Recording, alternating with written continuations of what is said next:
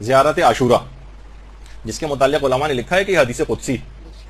تو زیارت عاشورہ کے اوپر بھی ایک آج کل ایک حملہ ہے، اور ایسے افراد کے جن کے دلوں میں دشمنان اہل بیت کے لیے کچھ سافٹ کارنر پایا جاتا ہے، یا جو پلانٹ کیے گئے ہیں شیعت کے اندر، ان کی طبع نازک پر اس زیارت عاشورہ میں دشمنان اہل بیت پر جو لعن ہے وہ بہت بار اور شاخ گزرنے لگی کہ کیوں ان کے اوپر لعن کی جاتی.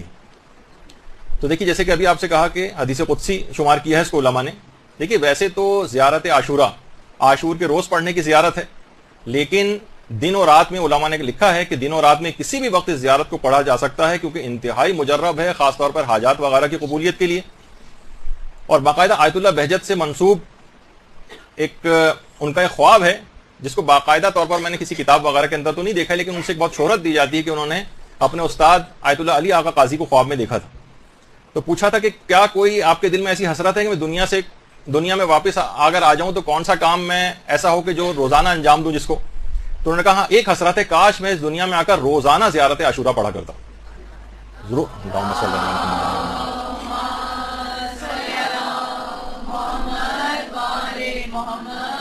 شیخ جواد عرب عراق میں تقریباً 1332 ہجری میں نجف میں ایک عالم گزرے ہیں.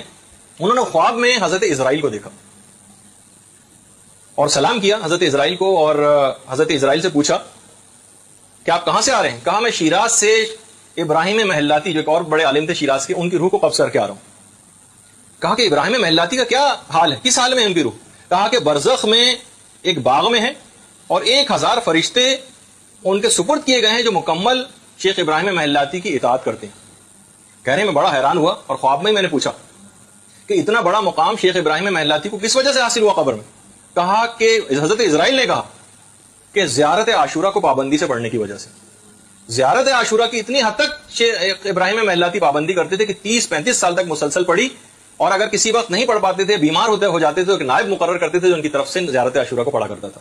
تو دیکھا آپ نے کہ قبر میں فائدہ پہنچانے والے اعمال میں سے ایک یہ بھی بہت بڑا. اچھا، ایک کتاب ہے آخرت ساز واقعات، اردو میں ترجمہ بھی ہو گئی ہے، علی افضل قمی قبلہ مولانا نے اس کا ترجمہ کیا ہے. اس میں کہ شہر اصفہان کے ایک عالم دین نے ایک شرط پر اپنا نام بتایا نہ جائے بشرط، اس شرط پہ انہوں نے اس واقعے کو بیان کرنے کی اجازت دی. کہنے ایک رات مجھے الہام ہوا کہ اصفہان کا ایک مومن دکاندار ہے، اس کو 45,000 تومان لے جا کر مدد کے طور پر دوں. اچھا، میں اٹھا، اب میں سوچ رہا ہوں پتہ نہیں بات حقیقت ہے، خواب ہے، کیا ہے.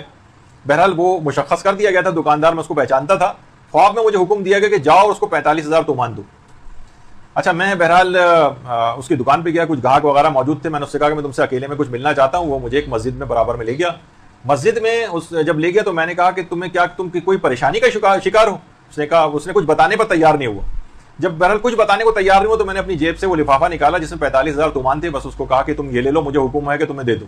اس نے اسی وقت لفافہ کھولا، اور جب اس پیسوں کو گنا تو زاروں قطار رونے لگا، اور کہنے لگا کہ میں 45,000 تومان ہی کا مقروض تھا، اور میں نے نظر کی تھی کہ میں روزانہ نماز فجر کے بعد زیارت عاشورہ کا ایک عمل کروں گا، زیارت عاشورہ کا عمل.